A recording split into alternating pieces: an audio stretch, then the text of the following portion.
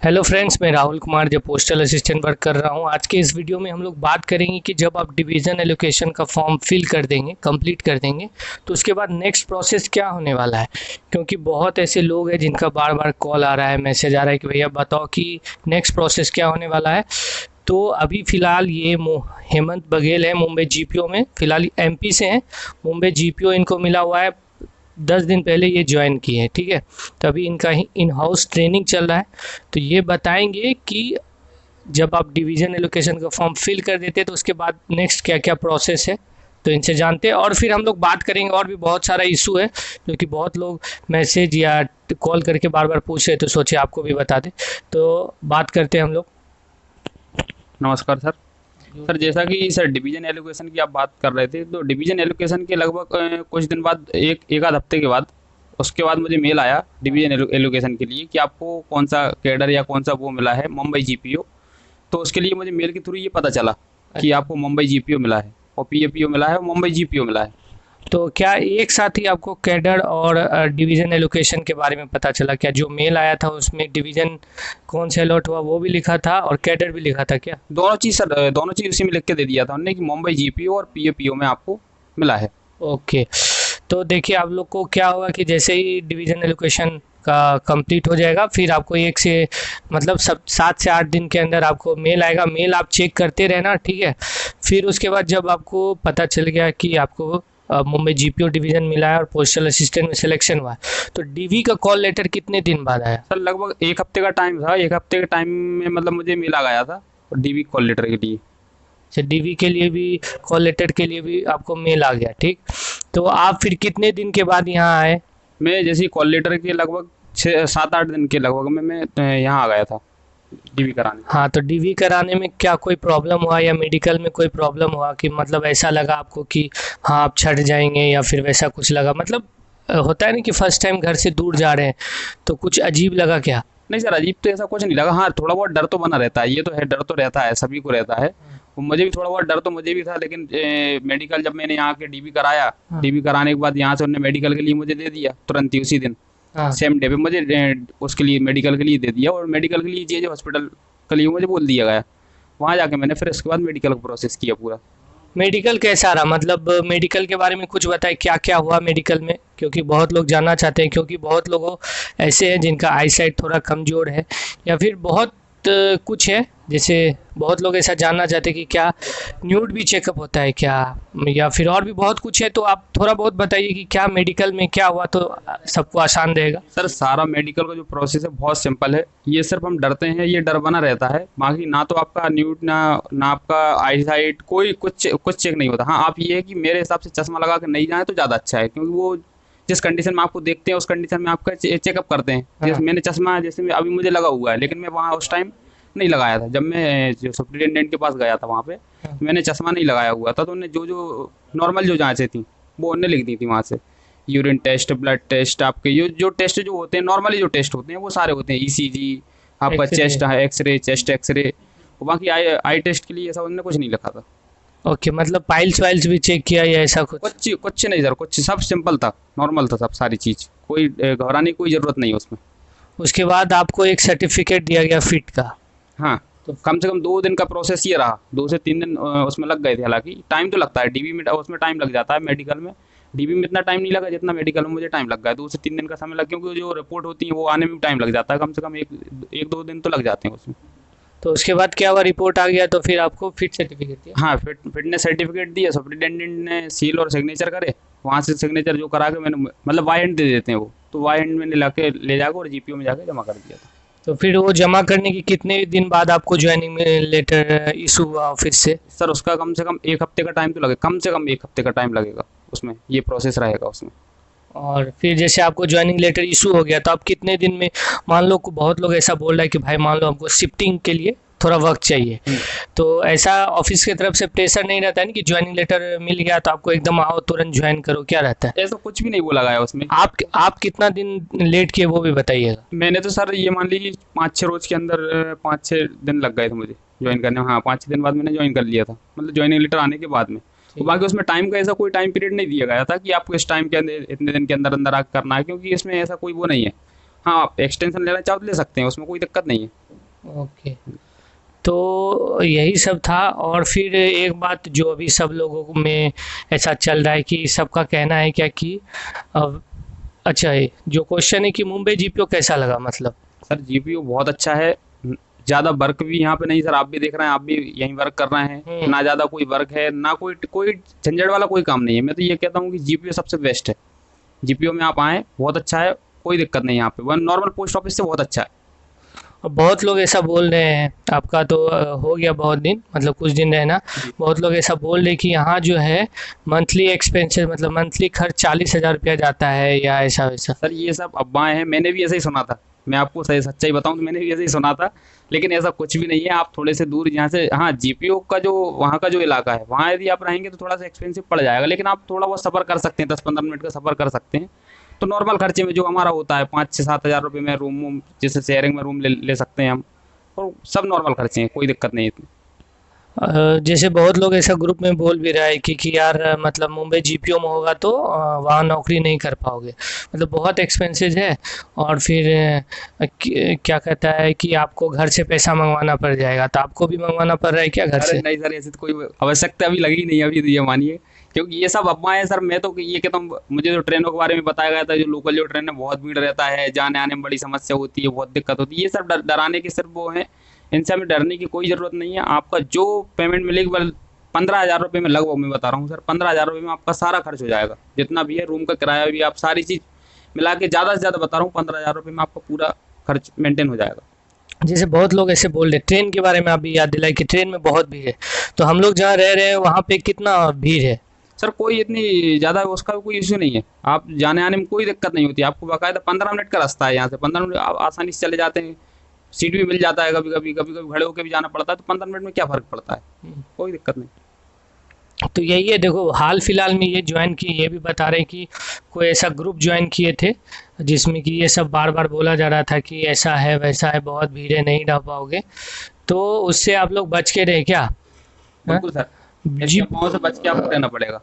ये अफवाहें सर डरा देती है, ये है, हम भी डर गए थे, लेकिन यहाँ की वास्तविकता में जो चीज़ देखी वो अलग है, और जो बताया जाता है वो अलग चीज़ होती है, और जो यहाँ के देखा जाता है वो एक अलग चीज़ होती है। देखो है, मेरा यही कहना है कि भीड़ है। जैसे आप सेंट्रल लाइन में रहोगे ना, तो उधर आप दूर थोड़ा रहोगे तो भीड़ है, तो वहाँ आपको 5-6 हज़ार रुपया में रूम मिल जाएगा, तो वहाँ उधर भीड़ है। लेकिन हमारा जो लाइन है हार्बर लाइन, इधर भीड़ उतना नहीं है, नॉर्मल मतलब उतना, तो आप अपने घर साइड भी ट्रेन में चढ़ोगे तो उतना रहेगा ही रहेगा। तो ये सब से मतलब ये सब बातों से डरना नहीं है, ठीक है। और आप ये सब प्रूफ देने के लिए आपको सामने ला रहे हैं सबको, क्योंकि एक्चुअल में ग्रुप में जो चल रहा है वो मेरे को भी बार बार सुनने में अच्छा नहीं लगता। लोग स्क्रीनशॉट करके भेजते हैं कि भैया देखो बोल रहा है कि 40,000 लगेगा और आप बोलते हैं 15,000 में हो जाएगा, तो इसीलिए आज सोचे कि इनके साथ वीडियो बना ले, तो ठीक है। और बात करते थोड़ी बहुत दूसरा और भी कुछ कुछ टॉपिक पे बात करते हैं हम लोग। क्वेश्चन सबों का रहता है कि भैया हम ओबीसी से हैं या ईडब्ल्यूएस से या एससी एसटी से हैं, लेकिन मेरा जो सिलेक्शन हुआ है वो यूआर से हुआ है। तो भाई भी ईडब्ल्यूएस के कैंडिडेट है और इनका सिलेक्शन यूआर से हुआ है, तो इनसे जानते हैं कि क्या क्रूशियल डेट चेक होता है या क्या होता है। सर मेरा जैसे आपने बताया कि डब्ल्यूएस से हूँ और मैं यूआर से सिलेक्ट हुआ हूँ, तो मैं जब डीबी कराने गया था यहीं पे जीपीओ में, तो उन्होंने मेरे से सबसे पहले पूछा कि आपके पास ईडब्ल्यू सर्टिफिकेट है। तो मेरे पास था, तो मैंने बोल दिया हाँ है, और मुझे लगता है नहीं होगा तो भी कोई दिक्कत नहीं, क्योंकि आपका सिलेक्शन यूआर से हुआ है। तो उन्होंने मेरे से नॉर्मली मांगा, तो मैंने दे दिया। जब उन्होंने चेक किया तो उन्होंने ना तो उसमें क्रूशियल डेट चेक करी, सिर्फ उन्होंने ये करा था कि जो बना है वैलिड ईयर और फाइनेंशियल ईयर, बस उसका बस ध्यान रखना है। वैलिड और फाइनेंशियल ईयर हमारे सेम होना चाहिए, सॉरी अलग अलग होना चाहिए।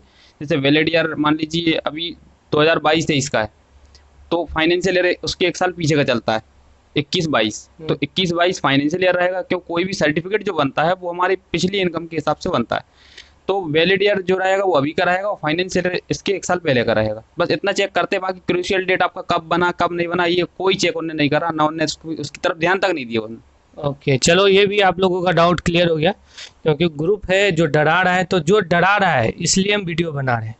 और हम ये यूट्यूब चैनल वही जो डरा रहा था उसको सुनते देखते देखते हमको लगा कि चलो साला एक चैनल स्टार्ट करते हैं और ओरिजिनलिटी क्या है वो दिखाते हैं सबको, ठीक है। और एक जो अभी ये डॉक्यूमेंट से रिलेटेड भी चल रहा है, बहुत भाई लोग मेरे को आज भी स्क्रीनशॉट करके भेजे हैं कि भैया जैसे ग्रेजुएशन का मेरे पास प्रोविज़नल सर्टिफिकेट ही है, और सब लोग बोल रहा है ग्रुप में कि ओरिजिनल नहीं रहेगा तो निकलवा लो, नहीं तो रिजेक्ट कर दिए जाओगे। तो भाई मेरा यही कहना है कि देखो, सबसे पहले उस आदमी को कैसे पता चला कि आपके पास ओरिजिनल नहीं रहेगा तो रिजेक्ट करा देगा, जबकि सीजीएल मतलब कोई भी डिपार्टमेंट इस बार डॉक्यूमेंट वेरिफिकेशन कराएगी, इससे पहले तो करवाई नहीं है। और सीजीएल 2000 मतलब सीजीएल 16-17 में मैंने भी डॉक्यूमेंट वेरिफिकेशन कराया है एसएससी के थ्रू, तो उसने ये सब तो उसमें तो कभी इशू नहीं आया। और आप अगर सीजीएल 2022 के नोटिफिकेशन में आप जाके देखना, बहुत लोग कॉल किए तो हम यही बोले उसको कि भाई एक बार आप नोटिफिकेशन में चेक कर लो क्या लिखा हुआ है, उसके बाद बात करना। तो वो देखा नोटिफिकेशन में प्रोविज़नल सर्टिफिकेट है तो चलेगा, रिजेक्ट होने का कुछ भी बात नहीं है। हाँ देखो, ग्रुप में ऐसा क्यों बोला जा रहा है, देखो मैं इसका एक अच्छा रीज़न बताता हूँ। ये कभी कभी ऐसा होता है कि आप जैसे आपको ग्रुप में ये सब बात इसलिए फैला दिया जाता है कि आप थोड़ा परेशान हो, फिर जो उसका जो इम्पोर्टेंस है, उस ग्रुप का जो एडमिन का इम्पोर्टेंस है वो और बढ़ जाए, क्योंकि बार बार आप सोचेंगे कि आप उनको कॉल करें, उनसे पूछे हाँ भैया क्या हो गया, क्या हो गया, कौन बताया आपको कि ये रिजेक्ट कर दिया जाएगा। क्योंकि देखो, सब कुछ जो जेन्यून प्रोसेस है उसी में निगेटिव सब बोलता है। जैसे कि प्रोविज़नल है और वो चलेगा, लेकिन वो बोल देगा कि नहीं चलेगा। अब जैसे कि ईडब्ल्यूएस सर्टिफिकेट आप और सिलेक्शन यूआर से, लेकिन बोलेगा कि नहीं क्रूशियल डेट का चाहिए, जबकि इसमें कोई वैसा होता नहीं है। तो फिर आप लोग परेशान हो जाओगे, और जो आदमी उसका एडमिन है बार बार कोशिश करोगे कि उससे बात कर ले कि भैया बताओ जल्दी जल्दी क्या प्रोसेस है, तो उसको लगेगा कि मेरा इंपॉर्टेंस बढ़ रहा है। तो वैसा तो हम जब तक रहेंगे नहीं चलने देंगे। हम कोशिश करेंगे जो भी पता चलेगा फटाक कोई ना कोई किसी न किसी को जो ओरिजिनल अभी हाल फिलहाल में डॉक्यूमेंट वेरिफिकेशन करवाया है उसको पकड़ के सामने वीडियो में लाएंगे। आज CHSL 2021 के पुणे से एक लोगों को कॉल आया कि उनका डॉक्यूमेंट वेरिफिकेशन हो गया। जैसा हम बताए थे कि मेडिकल में ऐसा होगा और फिर डॉक्यूमेंट वेरिफिकेशन में ऐसा होगा, सब वैसा ही हुआ। तो बहुत थैंक यू बोल रहे थे मेरे को भाई कि भाई आपके कारण सब कुछ पहले से ही पता चला, किसी बात का टेंशन नहीं हुआ। तो इसलिए आप लोग भी आराम से रहो, किसी बात का कोई टेंशन नहीं है। सिर्फ ग्रुप में वैसा कर रहा है। और लास्ट में जाते जाते एक बार और कुछ आप बोलना चाहते हैं? सर ये डराने को लेकर जो आपने कही है, डराने को लेकर मैं एक बात बहुत अच्छे से कहना चाहता हूँ कि जब मैं भी किसी ग्रुप में ऐड था, मैं ग्रुप का नाम नहीं लूँगा, तो उसमें जब मेंबर था तो उसमें मुझे बताया गया कि आपके पास बर्थ सर्टिफिकेट भी होना चाहिए, आपके पास ट्रांसफ़र सर्टिफिकेट TC जो होती है जो बनती है वो भी होना चाहिए, आपके पास 10th की मार्कशीट भी होना चाहिए। जबकि वो क्या करते हैं, सिर्फ डेट ऑफ बर्थ चेक करने के लिए वो आपकी 10th की मार्कशीट से बस काम चला लेते हैं। ठीक है, मैं उसके लिए इतना परेशान हुआ सर, मैंने बर्थ सर्टिफिकेट बनवाया जबकि मेरे पास 10th की मार्कशीट थी और उसमें सब कुछ क्लियर था, डेट ऑफ बर्थ थी उसमें, और उससे मेरा काम भी हो जाता है। यहाँ आके जब मैंने देखा तो मुझे पता चला उससे काम हो रहा था। लेकिन मैंने फिर इस वजह से कि यार दिक्कत वहाँ जाके दिक्कत नहीं हो जाए, इस वजह से मैंने फिर बर्थ सर्टिफिकेट भी बनवाया, मैंने SLC भी बनवाया स्कूल से जाके, बोनाफाइड सर्टिफिकेट बनवाया। तो उसके लिए सर मुझे बहुत परेशान हुआ। आपने जो अफवाहों को लेकर कहा, ये जो डराने को लेकर कहा, तो उसके लेकर मुझे याद आई कि मैं भी परेशान हुआ हूँ इस चीज़ को लेकर, तो इनको मैं भी बोल ही देता हूँ। तो भाई देखो, मेरे को भी ये सब बातों का मैसेज आता है रोज़ कि भैया बोल रहा है ग्रुप में कि बर्थ सर्टिफिकेट बनाए, SLC बनवा लें। तो देखो, मेरे को भी कभी कभी ऐसा डर लगता है, जैसे आप पूछते हो मेरे से डायरेक्टली, तो मेरे को भी डर लगता है कि मैं ना बोल दूंगा, फिर कहीं आपसे मांग लिया, मांगता नहीं है लेकिन अगर मैं ना बोल दिया और कहीं आपसे मांग लिया तो फिर आप बोलोगे फ़ोन करके कि भाई आपने तो बोला था और मांग दिया वहाँ पे। तो देखो, मेरे को इस बात मैटर में याद नहीं था, भाई को याद आया तो उसने बता दिया। और एक मैटर में बोलते हैं कि जैसे बहुत लोग ये कोशिश कर रहे हैं कि लोगों में अफवाह फैलाएं कि मुंबई GPO में 10 से 6 8 से 8 काम होता है, तो वो 2 शिफ्ट में काम होता है। ठीक है, उसमें 2 अलग अलग लोग, मान लो एक लोग 8 से 2 ढाई बजे तक, और फिर नेक्स्ट शिफ्ट में 2 ढाई से 8 बजे रात तक, वो 2 शिफ्ट में रहता है। तो इसलिए आप जैसे आप नेट पे सर्च करोगे कि मुंबई GPO का टाइमिंग क्या है तो 8 से 8 दिखाएगा, तो उससे डरना नहीं। साथ में जैसे बहुत लोग क्या कर रहे हैं, जो ग्रुप के एडमिन है खुद मेरे से मैसेज करके पूछते हैं कि भाई मेरे को मुंबई GPO मिलेगा क्या, और ग्रुप में फैला रहा है कि अरे वाह मुंबई GPO बहुत ये है, हाई रेंटेड एरिया है, ऐसा है वैसा है, लोकल ट्रेन में बहुत भीड़ है। जबकि मैंने आपको ट्रेन की भीड़ भी दिखा दी जो जिस साइड में हम लोग रहते हैं क्या है। और वो इसलिए कर रहा है कि क्योंकि उसका रैंक जो है 600 से 700 के बीच में या इसी लेवल में, तो उसको क्या लगता है कि मान लो 200 सीट मुंबई GPO में, 200-400 लोग इधर उधर हो जाएगा तो मेरा नंबर मुंबई GPO में आ जाएगा। तो मेरा फिर से सबसे यही रिक्वेस्ट है कि भाई जिसका भी 1 से लेके 600 के बीच में क्या कहता है रैंक है महाराष्ट्र में, तो वो कोशिश करना मुंबई जीपीओ ही डाले, या 700 भी है तो कोशिश करना मुंबई जीपीओ को ही प्रीफ्रेंस दे। आपको अगर मुंबई जीपीओ मिल जाता है और दूसरे को दूसरा पोस्ट ऑफिस मिल जाएगा तो उसके बाद मेरे को बताना, उससे बात करके कि भाई मुंबई जीपीओ बेटर है कि और क्या बेटा है। ठीक है, बहुत हो गया वीडियो, बहुत लंबा भी हो गया, फिर बाद में आप लोग और बोलेंगे कि भाई बहुत बोल रहे हैं। लेकिन नेक्स्ट कल संडे है, कल के एक वीडियो में एक भाई है जो पोस्टल असिस्टेंट में यहाँ ज्वाइन किए हैं, उसका टैक्स असिस्टेंट में भी हो गया था 4 महीना, जब पोस्टल असिस्टेंट कंप्लीट हुआ तो उसका सीजीएल से टैक्स असिस्टेंट में भी एमपी में हुआ, लेकिन वो वहाँ ज्वाइन नहीं किया। क्यों ज्वाइन नहीं किया, क्यों पोस्टल असिस्टेंट में ही अभी 1 आध साल से ज़्यादा हो गया उसको काम किए हुए। अभी भी हम पूछते हैं कि जाओगे क्या, तो बोलता है भाई उसमें नहीं जाएंगे, वहाँ का कंडीशन जाके देखे ऐसा था वैसा था। तो सोच रहे हैं कि वो बदलापुर में रहता है, मतलब हमारे यहाँ से 1 आध 1.5 घंटे के रास्ते पे है। तो कल कोशिश करेंगे उसको वीडियो में लाने का, जाएंगे उसके पास बदलापुर मिलने के लिए, ठीक है, और आपको बताएंगे, वो भी बताएंगे कि मुंबई जीपीओ क्या है, और उसके रूम का वीडियो दिखाएंगे, रेंट कितना लगता है, दूरी कितना है, टाइमिंग क्या है। अगर मुंबई जीपीओ में हो जाता है तो क्या 5-6 हज़ार में अच्छी जगह रह सकते हैं अपने फैमिली मेम्बर के साथ, थोड़ा ट्रैवलिंग ही करना पड़ेगा। ठीक है, तो मिलते हैं नेक्स्ट वीडियो में। जो भी नए हो भाई के चैनल को सब्सक्राइब करो, आगे बढ़ाओ। ठीक है, चलो बाय।